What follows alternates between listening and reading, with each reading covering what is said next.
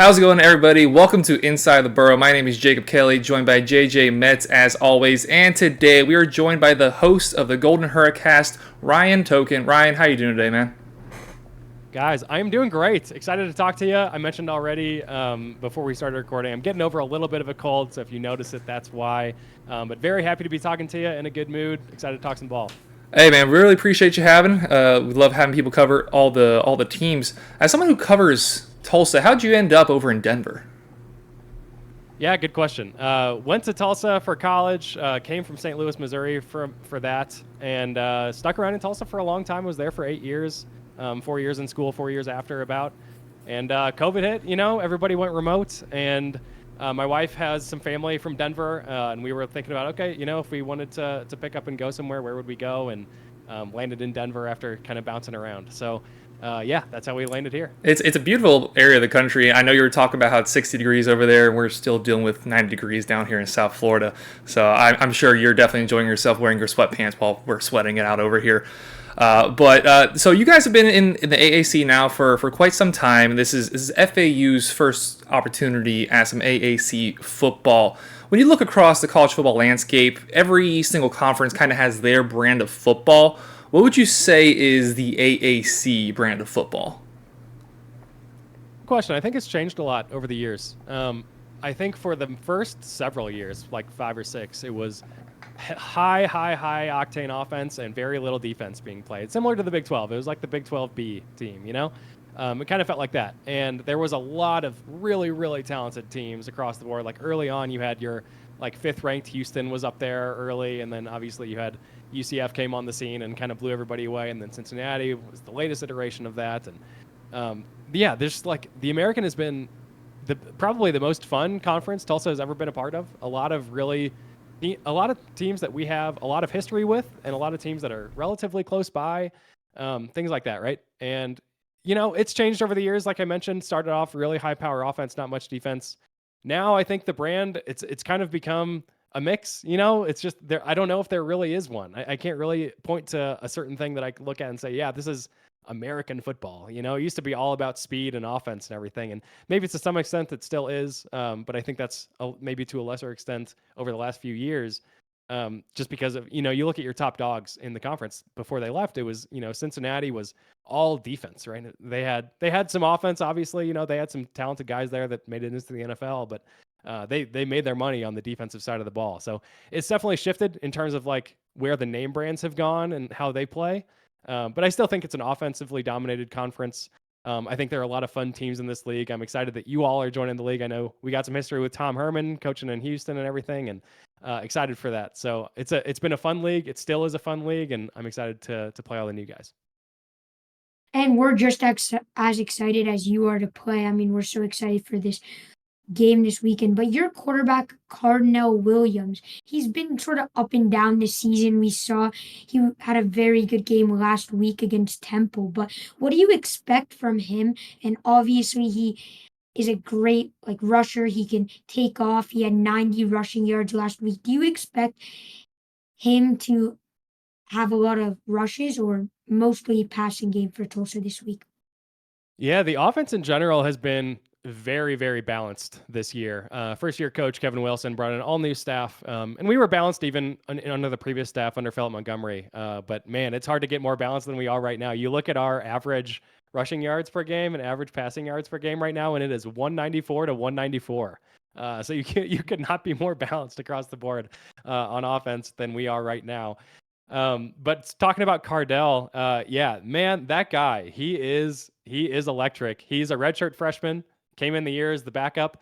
The first string guy is Braylon Braxton. He got hurt about 8 snaps into our first game and has not seen the field since. So he started off in a walking boots. He is not in that boot anymore. He's probably getting close to 100% now. And now the question is, because Cardell has played so well over the last couple games, he had a really, really shaky game against Northern Illinois. But last game against Temple, he was almost flawless. He won American Athletic Conference Offensive Player of the Week, and looked awesome out there. So now you've got a real controversy of who's going to be the guy. Braylon Braxton, the main coming into the year starter, is getting back to healthy, so we'll see. I would assume I don't know. I don't know what to think. Maybe they'll roll with the hot hand here in Cardell. Maybe they'll go back to a guy who's maybe a little bit more consistent in Braylon Braxton, but maybe doesn't have the high highs that Cardell has shown that he has. So it's an open question here. You know, you look at Cardell last week, he was 14 for 17, lit it up. The week before that, he was really, really bad, threw a couple picks, threw it into the dirt a few times, and played pretty terribly. So he's an emotional roller coaster on the field and off the field. Braylon Braxton is more your steady hand leader of the team, but maybe doesn't have the highest of highs that you can get with Cardell. And your team has had sort of a roller coaster too. When you looked at the games you've played with against ranked opponents versus non-ranked opponents, you lost against 7th ranked Washington, you lost against 12th ranked Oklahoma, and in those two games, it wasn't particularly close. Just as FAU's game against Clemson wasn't particularly close. But even with that being said, do you feel that there was something you learned about the team in those losses? We learned that Cardell can play with the best of them. He had some decent performances in those two games. Just talking about him a little bit more. We through the first 3 games, we started 3 different quarterbacks, so we were trying to figure ourselves out. You know, Braylon Braxton started game 1, Cardell Williams started game 2. Our third stringer, Roman Fuller, started game 3 against Oklahoma. So we were kind of figuring things out on the fly, new staff, a lot of new players rolling through these things, just trying to survive. You know, when you go on the road to Washington and then you host Oklahoma in your home turf, you're not necessarily expecting to win either of those games. So I think Kevin Wilson and his staff took it as opportunity to roll a lot of guys in there, play a lot of players, and against the top level competition in the country, figure out what you've got, right? And we did that. Like you wouldn't start Roman Fuller against Oklahoma if you were really thinking you might win that game. Maybe he did. I don't know. It didn't seem like that was the mentality going into it. But yeah, like we were, there are things you can learn from games like that and things you can't. We got rolled on defense in both of those games. And so, half the fan base comes out of those games thinking, oh my gosh, our defense is awful. Like we got like 1 stop total across both of those games. And you can think that, and that's maybe true. Still TBD on how good or bad our defense is. But on the flip side, those are 2 of the top 5 offenses in the country. Washington, I think, is sitting at number 1 in the SP Plus right now. Oklahoma is in the top 10. So it is like, how much are you planning on stopping them, even if you are at full capacity? So it's hard to really learn in games like that. You try to get in there, get out injury free, get some good playing time in, make your money. And maybe put a scare into them if you can, and I think we did okay at that at times. And I think we got out of it what we wanted to get out of it, which was getting more experience for our younger guys, coming out healthy, aside from the quarterback position here and there, and moving on. So that's kind of how it went against those guys. Yeah, for sure. And obviously, you mentioned how the rushing game has been really, really well. One of your running backs, Anthony Watkins, he has a total of 320 rushing yards this season. What does he mean to this Tulsa team? Man, he's awesome. It's good to finally see him getting his feet off the ground here. He was kind of the second guy last year, although he missed about half the season due to an academic ineligibility issue. We had Deneric Prince last season, who's now rolling with Kansas City Chiefs, and that guy was he was the bear running the game last season. And Watkins was there every now and then, but he didn't play that much. But when he did play, you could tell, man, he's got some explosion to his game. But he only played about half the season, so the numbers were down. This season, everyone thought, okay, he's back. We lost to Eric Prince. Watkins is going to be the clear number 1 running back, right?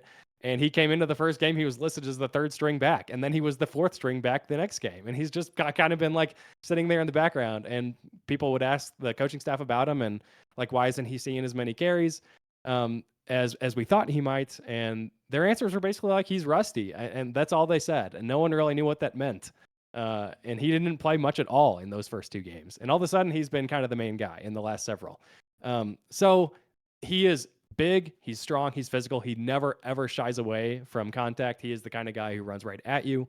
And he can really get it done. He's got the speed. He's got the breakaway speed.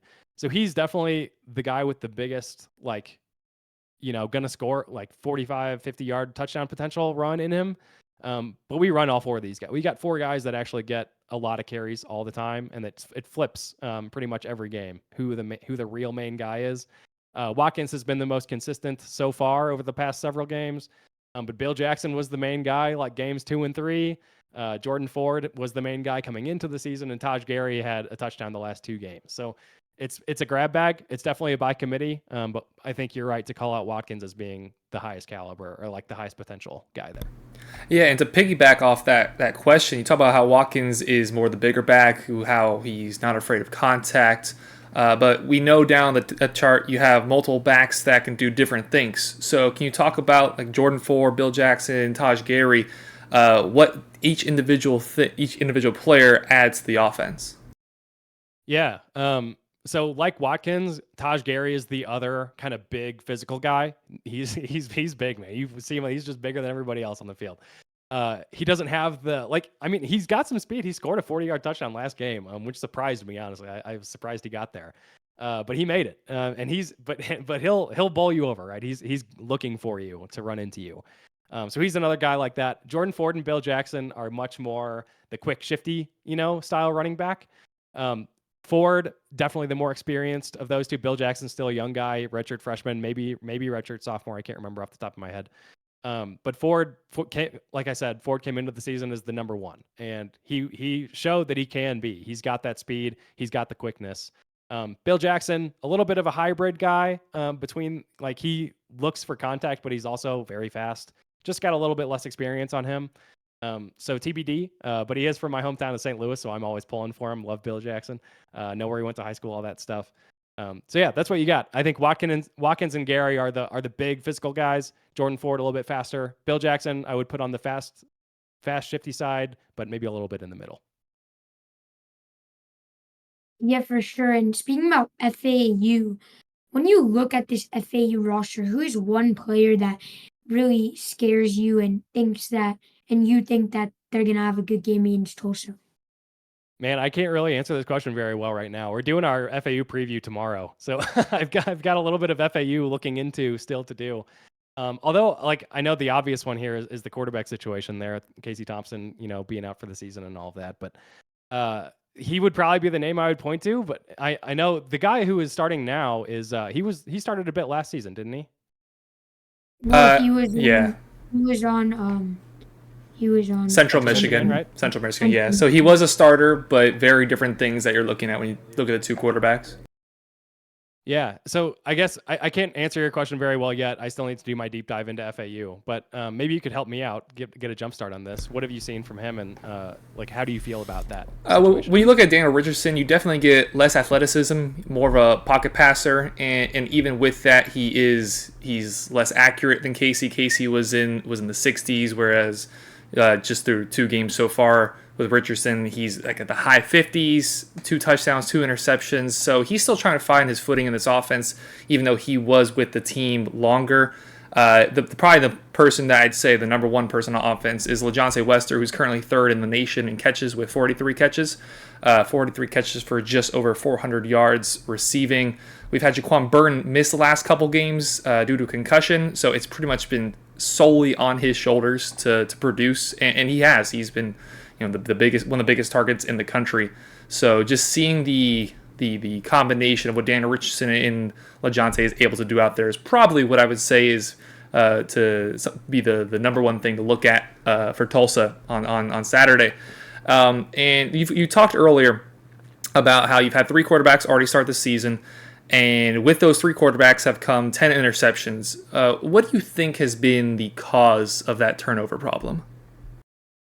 I mean, mostly inexperience. A lot of those have been Cardell.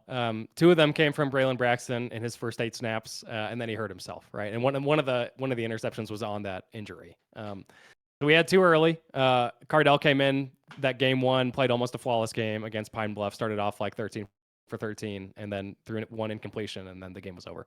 And then ever since then it's been largely Cardell. We're playing against really good teams with good defenses. Oklahoma's defense is awesome. Washington's defense is less awesome, but still pretty good.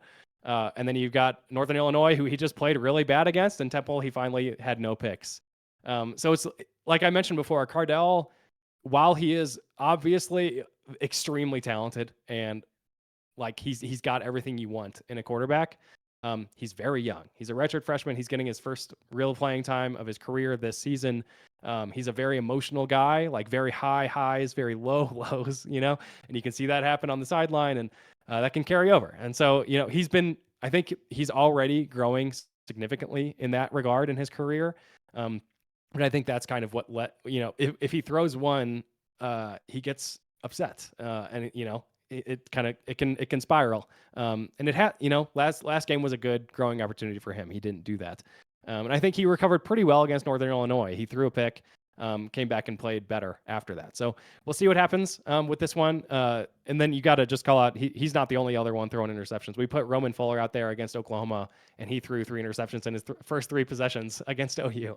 And then he came out of the game. So that's how it goes sometimes when you've got your third stringer in there. But yeah, it's been mostly due to inexperience and inconsistency and letting the emotions get a hold of you, I think. So with the spread this week, FAU is favored by 4 points. And obviously Tulsa has the better record of them being 3-2 and FAU being 1-3. Do you think that's fair? Because if I'm a Tulsa fan playing FAU with their backup quarterback and you have a better record than them, do you think that 4-point spread is fair? No, I'd be lying to you if I didn't say I was surprised that was the spread. I thought we would be favorites in this game, to be honest. I know we're on the road, but coming in, like, I know we've gotten blown out in 2 of our games, Washington and OU, but in every other game we've looked pretty good, aside from Northern Illinois. That was a stinker of a game. But last game against Temple, I mean, that was the most complete game I've seen Tulsa football play in a lot of years. And I know Temple isn't looking super hot this season, so maybe I'm putting too much stock into that. But man, across the board, everything was clicking last game. I don't know if either of you watched any of that yet, but man, it was like nothing could go. Everything went right. Cardell was 14 of 17. Guys were making awesome catches on like dragging toes on the sideline. It was like freshmen are doing that. We got a young team this year, largely. So I'm pretty high on this Tulsa team right now. I was surprised to see that we were underdogs in this one. I am not much of a sports bettor. I've made 3 sports actual like bets in my life, and I hit all 3 of them. The last one was against Northern Illinois a couple weeks ago. And this is one that's definitely on my radar screen. I might be making my 4th in this game. We'll see. But yeah, I was surprised to see that we were 4-point underdogs here. Yeah, I definitely don't get it. My advice would be not to get in sports betting. Your heart just rips out of your soul on just the most minute plays. Like we saw like Patrick Mahomes slide against the Jets and how much millions of dollars that cost the American bettor because they didn't get the spread. So my advice would be just stay clear. It's not worth the anxiety, and that 3 for 3 is not going to last. Ryan, we got 2. Sorry, go ahead.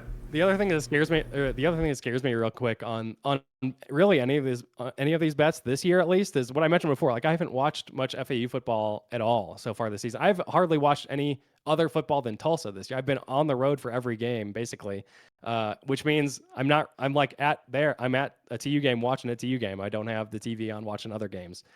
So I've seen so little other college football happening. So basically everything I know right now about other teams is just like what stats are telling me and things like that, right? It's been much less of me actually watching games so far this year, which is very weird, and more just like catching up with what's been going on statistically. Yeah, and I mean that is what bets care about at the end of the day. Like I usually stick to the player picks, but even then, JJ, you're not old enough yet. Don't do sports betting. When you're old enough, you're going to lose a lot of money, and you're going to be very, very mad. It's just always how it goes. One little player gets hurt, right before he gets his line. I had Nick Chubb's. I had the over on Nick Chubb, and he needed like 5 more yards, and then knee decided to go one way, body decided to go the other way. It's like your heart's like, dang, I feel bad for this guy, but I did have money involved, so just advice to everybody out there: if you're debating sports betting, just don't do it. It's not worth it. Ryan, we got 2 more questions. I got 2 more questions for you before I let you go. One about the game on Sunday or on Saturday, and then one more of a personal question about the program. So yeah, with everything we just talked about, and you did go ahead and kind of say that you would expected Tulsa to be favorites in this game. So with that being said, how do you expect the game to go on Saturday? I think it'll be a competitive game. Don't get me wrong. I don't think it's going to be a Tulsa blowout win or anything probably close to that. I think it'll be a really close game. I know Tom Herman knows the program. We've played against him. He's played against us, although against a different coaching staff and Philip Montgomery and all that. But I think it'll be close. I think there's a lot of I think we match up relatively well. I still have to, like I said, got to do my deep dive on FAU today, figure out where exactly that all fits together. But I think it'll be a good game. I know playing Illinois really close. That looks good. Illinois is a solid team. The Clemson game was a tough one, but we've had the same thing against good teams too. We got blown out in 2 of those games. So I think we're probably relatively evenly matched. I remember coming into this year, looking at the SP Plus rankings, Florida Atlantic was one of the games that SP Plus gave Tulsa almost no chance to win. It was in the 20% chance that Tulsa wins that game. Now it's probably much closer because of, what's happened with Casey Thompson, but I think it'll be good. I'm looking really forward to this game. I'm excited for Tulsa to be FAU's first American Athletic Conference game. I think that'll be really cool. Excited for the series in the future. I expect it to be really competitive. I do think Tulsa will come out on top if we get consistent quarterback play, whether that's from Cardell Williams or if Braylon Braxton comes back and is the starter in this one. But that's still up in the air. So TBD on that. But yeah, I think it'll be close. Yeah, I think we're all really excited for the game. It should not be a blowout one way or another. And Ryan, really thank you very much for coming on today. Before we let you go, just want to ask you, in your time that you've covered Tulsa football, Tulsa sports, whether it be a moment on the field or something that you've got to see or accomplish off the field, what has been your favorite moment doing this with the team? Oh, man. Oh, boy. That's a good question. I should have a prepared answer for this. But I don't. For FAU, it's a little easier. Went to the Final Four last year, so it's just yeah. Let's move on with the conversation. Yeah, that's pretty nice. Yeah, we don't have one of those, unfortunately. I guess I'll give you 2. One that just popped into my head because it was an awesome game while I was in school, and then another one related to the podcast. So one of them was, it was probably my junior year, maybe sophomore year. I was at Tulsa from 2013 to 2017, and it was it had to be my sophomore year. It was the year after UConn had just won the national championship. It was their first year in the American, and then we got them at home the next year. And man, that game was sold out, Reynolds Center. Our team was pretty good. We had a lot of talent on that team, but it was Danny Manning's first year when we still had him. And man, there was just a ton of hype going into that game because it was the national champs coming to town, all the stuff, right? And it came down to the wire, beat him on a buzzer beater effectively, and just an amazing game to be that. I was a student in the student section, all that stuff, and it was just absolutely nuts. That entire the whole game was nuts, and then obviously the end was even more nuts. So that was one of my favorite moments as a fan. But probably my favorite moment so far doing this podcast. There's been a lot of really cool things that have happened. One of the ones that sticks out the most to me, though, was in our first year. This is our 6th year doing the podcast. In our first year doing it, we had Dane Evans on the show, who was a quarterback back in 2015, 2016 era, and one of my all-time favorite Tulsa players. I've got some bias toward him because he was there when I was a student, so that always sticks in your head, right? But man, our offense was legitimately that was the last really, really good Tulsa offense, was that 2016 team where he was at the helm. This year has potential to get there, with Cardell, but I don't know if we'll get to that level. But yeah, man, that Dane Evans season, we had him, we had Kevin Lucas. It was just an awesome team. And we had Dane Evans on the show our first year doing the podcast. And that really helped us out. Everybody was still very high on Dane Evans at that point, and he was trying to make it in the NFL. And that was a big moment for us in our first year to get him on and talk to him in really bad audio quality for a long time, probably too long, was cool. It was a good learning experience for us, and we got a lot out of it. And we've kept in touch with Dane ever since. And that was an awesome moment. Oh man, that's super cool. And I really wish the best for you guys. Wish the best for your program too. Just preferably not on Saturday. We can skip a week for the Tulsa success to keep rolling down the line. But again, Ryan, we really appreciate you coming on here to the show and spending your time with us and telling us all these great things. Yeah, Jacob, JJ, thanks for having me on. I've been really looking forward to this year, mostly just because we've been talking to the same folks, in the American forever. Nice to get some new blood in here. So excited about it. Yeah, we'd like to come in here, leave a little more of a lasting impact, not just JJ and I, but the teams themselves too. There we go. All right, well, thank you, man. Thank you for your time. Yeah, appreciate you guys. Thank you. And again, we really like to thank Ryan for coming on and giving us a lot of good insight about the Tulsa football team. And now, JJ, here we are to talk about FAU. And 2 weeks ago, it's been 2 weeks since we've seen FAU play. Had a bye week last week. We saw FAU fall just short to Illinois. Back-to-back years, Big Ten opponent on the road, falling just short. And last week, Daniel Richardson had himself a pretty good game, 28-49. A little over 250 yards, 2 touchdowns, and an interception. So JJ, we've seen a half a game of him, give or take, against Clemson, and then we got to see a full game of him against Illinois.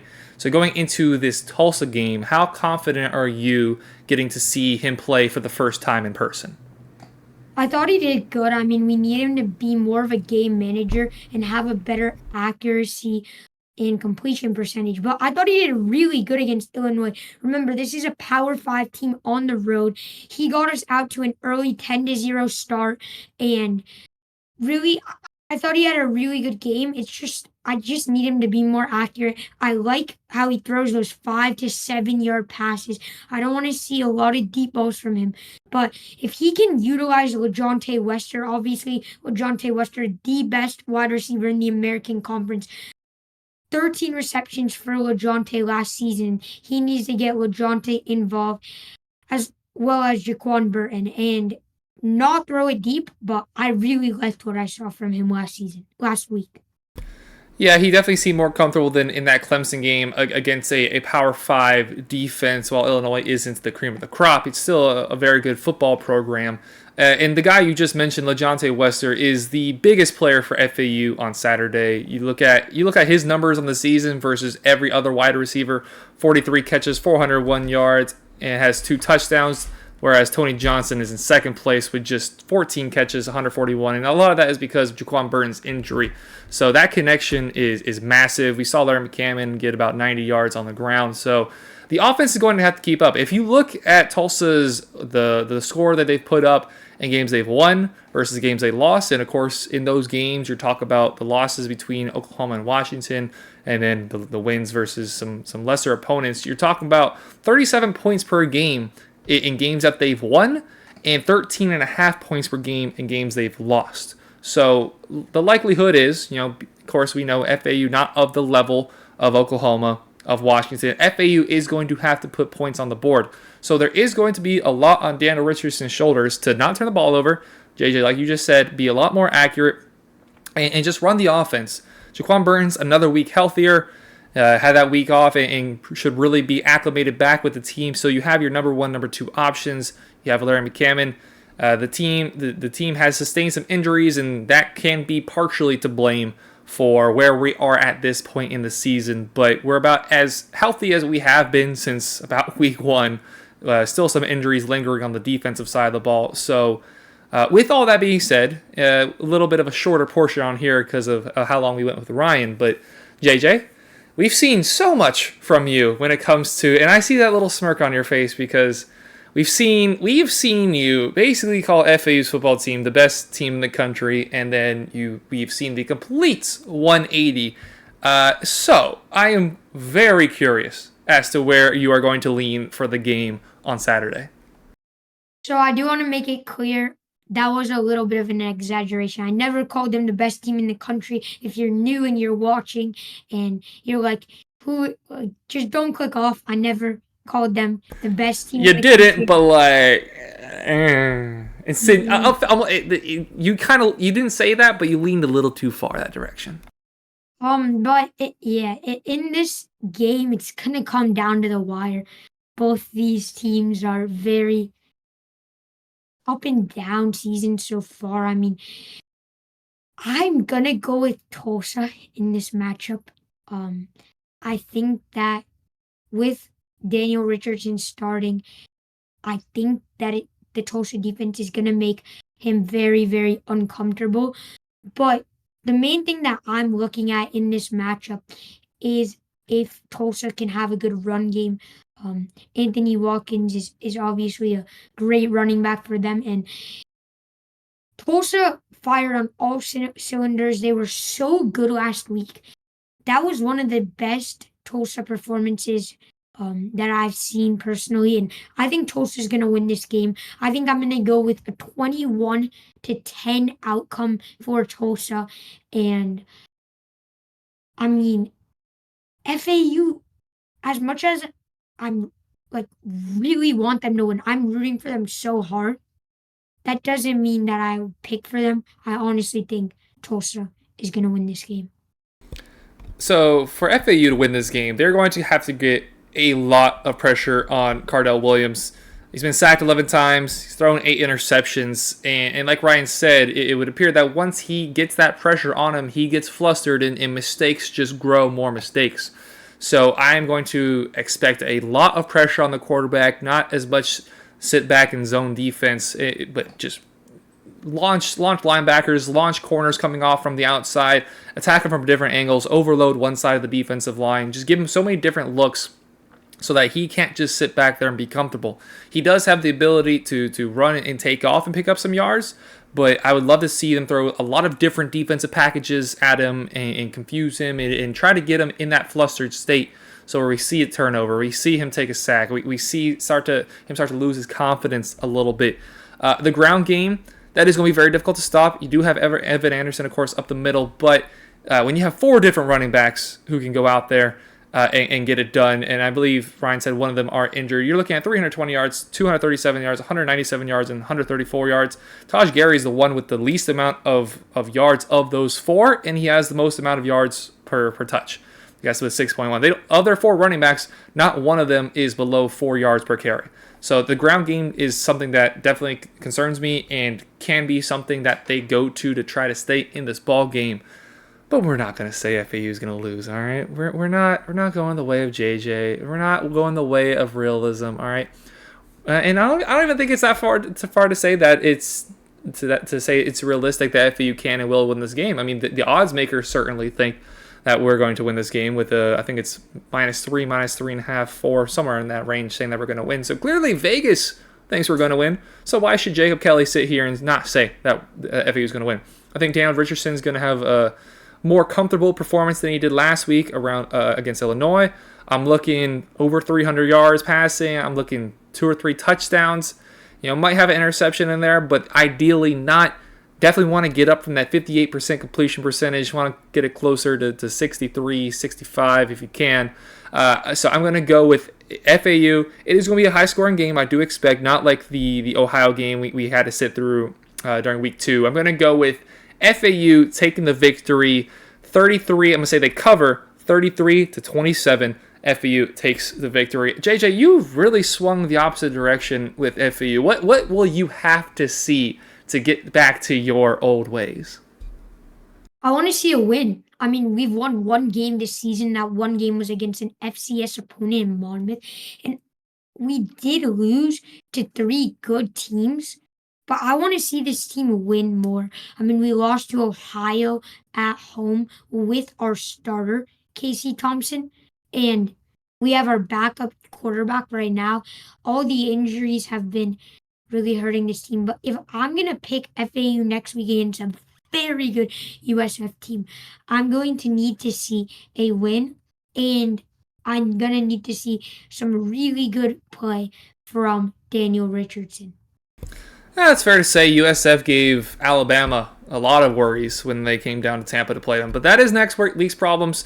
As for this week, again, I'm going with FAU.